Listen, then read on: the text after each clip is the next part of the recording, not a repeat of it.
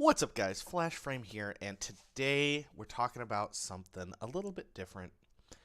Um, it's not often that I touch on what's going on in the games industry or the discussion surrounding the games industry, but this recent issue with Sekiro and the renewed discussion about FromSoft's difficulty and if there should be an easy mode and whatnot in video games got me thinking. Well, that and the Game Overthinker piece that just came out today got me thinking as well. And there's a here's the thing. I have no problem. I'm gonna preface this first off with my personal opinion on do I think that games should have an easy mode. I think that should be left up to the developer, and I have no problems if a game has an easy mode. In fact, 9 times out of 10, I will pick the easy mode because I play games for enjoyment generally. I don't play games for frustration unless I decide that I want to, go down that that rabbit hole of pulling my hair out, which, thus the receding Vegeta hairline. But the point that I'm trying to make here is that there's a bit of the discussion that I never hear about. There's always, well, you should make it accessible for people, and then there's the other side that's like, you don't have to make it accessible. I want to talk about a middle road. What about the fact that there are some games whose inherent storyline revolves around the difficulty? And FromSoft is a great example of this. I can also bring up, to a degree, games such as Harebrained Schemes BattleTech, and games of that nature. So, what am I talking about? Well, in regards to BattleTech, I'm going to talk about the career mode. Now, in BattleTech, there are 3 different modes. There's a skirmish mode, which is just kind of a free-to-play, or free play mode that is utilized for if you just want to test mech versus mech combat with a certain build of units. And then there's the story mode, and then there's career mode. Career mode thrusts you into the life of an Inner Sphere mercenary. You run a mercenary corporation, and part of the game is like the fact that you can run out of money and just go bankrupt, essentially. Which is part of that storyline. That is a potential end state. Now, conversely, what is the end state for Dark Souls? What is the end state for Bloodborne? What is the end state for Sekiro? There's not one. The end state is you walking away from the controller. The end state is you putting the game down and not coming back to it. Now, why am I bringing this up? Well, nobody ever talks about this side of it, about end states and the importance of an end state with a difficulty curve, right? So, in Dark Souls, there's no end state. In BattleTech, there's an end state. Either you make it through and you become a rich, multimillionaire in BattleTech, or you go bankrupt. In Dark Souls, your end state is you beat the game or you walked away from the game. That's it. The argument can be made that Dark Souls, Demon's Souls, all of those games are already in their easy mode. Because you're immortal. Granted, it's not like you can't lose in an area and have to reprogress, sure. but inherently, your character cannot hit a hard end state in Sekiro or Dark Souls or Demon Souls or in any of the Soulsborne. There is no hard end state other than you winning the game or putting down your controller and walking away. And I think that's an important thing to think about in this conversation. Because I can breeze through any number of games on easy difficulty and just enjoy the overarching storyline.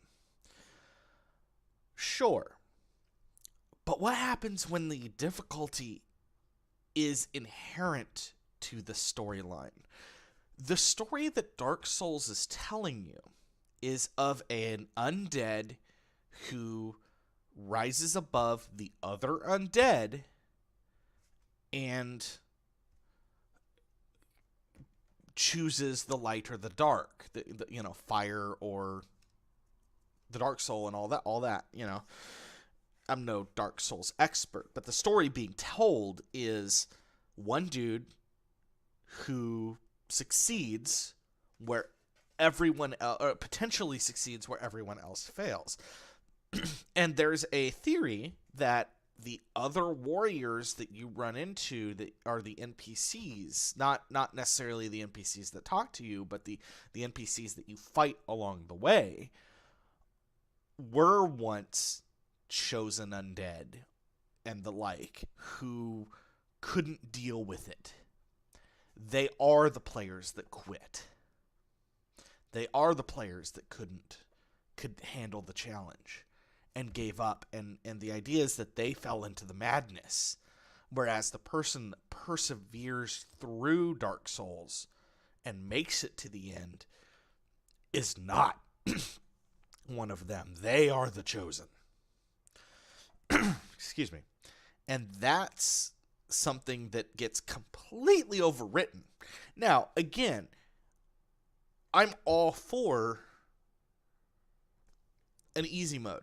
But imagine if you put an easy mode in Dark Souls. Let's just for a second say, okay, we're going to throw an easy mode into Dark Souls. Let's say that the easy mode is easy enough that the average person could go through and maybe die once or twice, or maybe not die at all even. Let's say it becomes easy enough that you cannot die in Dark Souls. Let's put that out for argument's sake, that the easy mode is that easy. What's the overarching storyline of Dark Souls at that point? What's the reason? There's no real story there other than, sure, chosen undead that went and made the choice. But then you're Superman. Nothing hurts you. There's no challenge to really be overcome. In a heavy narrative game, fair point. If you've got a heavy narrative game that is going, okay, you are the main character, your entire point is to get from point A to point B to point C, and, this is the direct story that we are telling.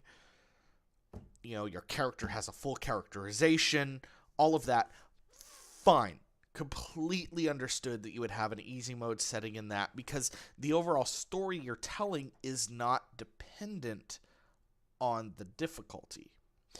BattleTech gets away with this because you can adjust the difficulty of enemy combat, how often you get salvage from your kills, to get additional items, to raise your military force, all of that.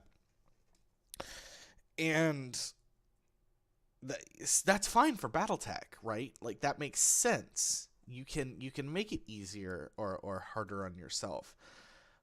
But the overall story of Dark Souls and Demon Souls and Sekiro is about the adversity. It's not about you being the chosen one necessarily. It's about you're told you're the chosen one. Now you have to prove it. And without a proper difficulty, without a proper difficulty on that path, the narrative of that story is lessened. So, at the end of the day, I think that much like Bob over at Game Over Thinker said, is that at the end of the day, it lies on developers if they want an easy mode in their game or not. And I 100% agree with that. However, I think that we also need to look at the greater idea of storytelling within video games and utilizing difficulty to tell that story. And Dark Souls, Soulsborne, Sekiro is inherently about utilizing that difficulty to tell a story. And really that's been my biggest issue with this whole conversation around this, has been nobody wants to talk about difficulty as part of the narrative. They just want accessibility. And don't get me wrong, that's fine. But at the same time, if you really, really, really want the story of Sekiro, and you are not good enough to beat Sekiro yourself, we have Let's Plays now, guys. You can experience that story from any number of perspectives and play styles, because there's somebody out there that's done it and recorded it and uploaded that footage now. If this had been 20 years ago and we didn't have that, yeah, okay, I can see your point. And having and back then we really did basically have a difficulty setting in every game. Because we came off of, you've also got to look at the progression of gaming from the 70s all the way up to modern day, right? Early gaming was all about, hell, you can take this into board games and stuff. Most board games don't have a difficulty setting. The difficulty setting is whatever your opponent is, right? So, but if you look at video games started off as a way to milk quarters out of you at the arcade. They were made to be hard, and in some cases, unbeatable. So then we go there, and then we get home consoles. Okay, home consoles have come out. So now we've got the game at home, but that difficulty that's there to milk quarters out of you is still there. However, now we're not pumping quarters in. We're either hitting start for continues, or we get a hard end state, and now we've got to start the game over again. Well, there was a big pushback about that, wasn't there? A lot of people forget about this, but in the mid 80s, early 90s, there was a pretty big pushback against the hard-ass difficulty of video games in video games because of the we were at home now. We weren't pumping quarters in the machine. You didn't have to make these games so difficult unless you were either trying to extend the playtime of the game, or were using, again, difficulty as part of the overall storyline. RPGs are a great example of this. If you set an RPG game on easy, let's use Skyrim, for example. You can breeze through Skyrim's main quest line in 4 to 8 hours on easy, give or take. But the point of Skyrim is more about living in that world. Sure, there's an overarching story, but you have 20, 30, 40 things that you can go do. infinite amounts of things that you can go do that aren't dependent on that main quest line with multiple branching quest lines. So at the end of the day, again, give it to the developers. Let the developers make that decision.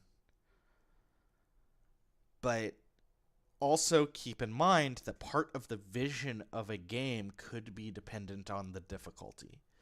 And with FromSoft's games, especially the Soulsborne and Sekiro, that difficulty is integral to those games. Because they're not telling a straight story. They're telling you a story about adversity and overcoming that adversity. It's not a straight defined narrative in Dark Souls or Soulsborne games. And I think that's something that people should consider. Anyways, guys, thanks for checking out my video. The chair situation is still ongoing, with a little update to that on my last video. I've contacted Speedlink. Speedlink support has gotten my email, and now I'm waiting on a response from them. So as soon as I hear back from them, you guys will hear from me on that. But in the meantime, thanks for checking out the video, and I'll see you guys in the next one. Later.